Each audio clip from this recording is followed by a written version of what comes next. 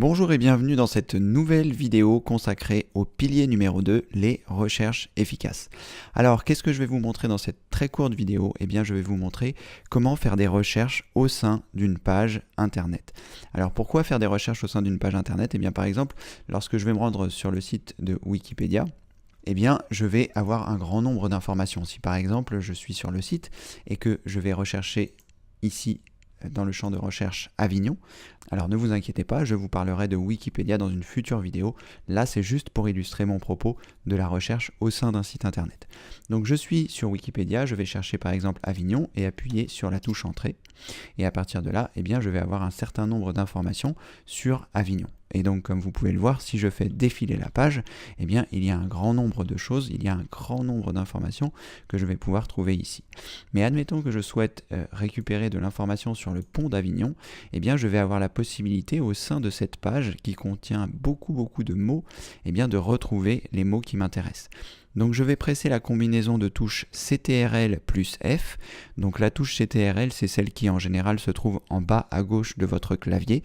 Et donc vous allez appuyer sur cette touche en restant appuyé. Et vous allez appuyer sur la touche F une fois pour pouvoir faire apparaître un champ de recherche qui se trouve en haut.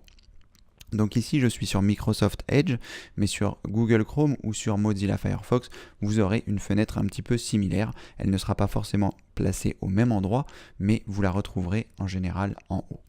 Donc ici, vous voyez, j'ai pressé la combinaison de touches CTRL F et j'ai un champ de recherche qui vient d'apparaître. Donc à cet endroit, je vais taper pont d'Avignon. Et je vais m'apercevoir ici qu'il y a 4 occurrences de ce mot dans l'intégralité de tout ce que j'ai recherché. Et donc ici, vous voyez, donc je suis sur le premier résultat, il l'a notifié ici en le sélectionnant, donc ce n'est pas toujours facile à repérer dans la page, mais il faudra que vous recherchiez un petit peu ce qui a été sélectionné. Donc ici, c'est ici, donc vous voyez, il parle du pont d'Avignon, donc je peux cliquer si je le souhaite, mais je peux aussi regarder les autres occurrences pour voir si c'est plus pertinent, et pour ce faire, j'ai juste à presser le symbole qui se trouve ici, et ainsi, je me retrouverai à l'autre occurrence du pont d'Avignon. Vous voyez, pareil, ici, c'était un petit peu caché en bas à droite, mais vous le retrouverez relativement facilement. Donc ici, j'ai une nouvelle information qui concerne le pont d'Avignon. Donc si je souhaite, je peux cliquer. Je peux ensuite cliquer sur l'occurrence suivante. Ici, le pont d'Avignon célébré par la chanson Le pont Saint-Bénézet. Donc vous voyez ici. Et enfin, la dernière occurrence qui se trouve ici, qui me dit article détaillé. La Coupo Santo est sur le pont d'Avignon. Donc ça, vous voyez, c'est par rapport à des chansons. Quoi qu'il en soit, l'important, c'était que je puisse vous montrer que vous pouvez rechercher au sein d'une page. Lorsque vous avez beaucoup d'informations, vous aurez la possibilité, par l'intermédiaire de ce raccourci clavier, CTRL plus F, d'arriver à l'endroit que vous souhaitez. Après, si vous voyez que vous n'avez aucun résultat, vous pouvez, si vous le souhaitez, enlever des mots que vous avez mis. Donc par exemple ici, si je n'ai pas eu suffisamment de résultats, je peux enlever Avignon et juste laisser pont par exemple. Et vous voyez, cette fois-ci, il y aura 76 fois le mot pont dans toute la page que vous venez de voir. Donc là, c'est pareil, je peux passer d'une occurrence à l'autre en cliquant ici. Et j'ai également les autres occurrences qui sont signalées en jaune. Donc celle qui est sélectionnée en bleu. Vous voyez, elle est ici, pont. Et les autres occurrences sont sélectionnées en jaune, ici. Et donc je peux passer de l'une à l'autre en cliquant ici sur le symbole comme je vous l'ai montré tout à l'heure. Alors vous pouvez également faire le contraire, c'est-à-dire partir d'un seul mot-clé et de voir si ce seul mot-clé vous permet de trouver l'information, et sinon vous pouvez affiner en mettant d'autres mots-clés. Donc ici par exemple pont Avignon.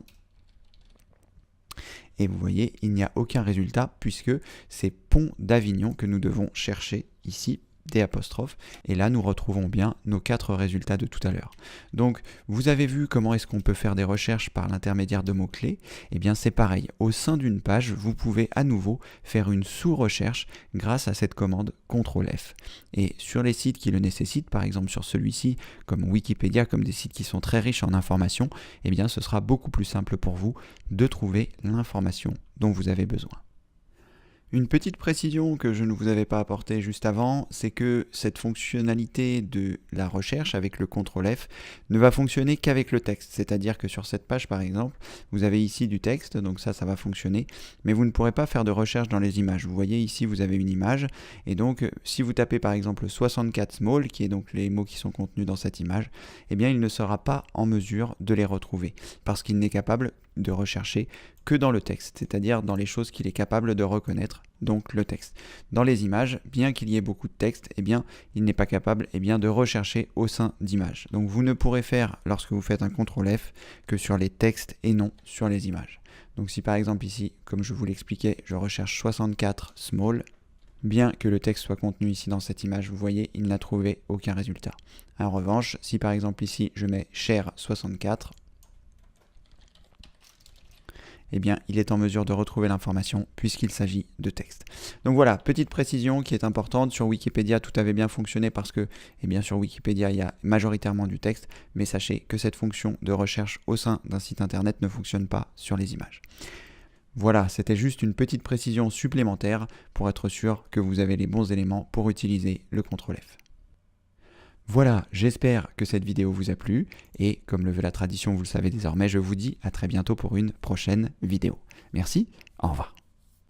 Félicitations, vous venez de terminer cette vidéo. J'espère qu'elle vous a plu et qu'elle vous a aidé à avancer dans votre cheminement informatique. C'est en tout cas mon souhait le plus cher. Maintenant, si à votre tour vous souhaitez m'aider, il existe différents moyens. Vous trouverez des vidéos sous celle-ci pour vous expliquer comment faire. Vous pouvez par exemple vous abonner à la chaîne pour ne rater aucune vidéo. Vous pouvez mettre un pouce bleu, un pouce en l'air pour notifier qu'elle vous a plu. Vous pouvez également la partager auprès de vos amis. Et si le cœur vous en dit, vous pouvez également me faire un don.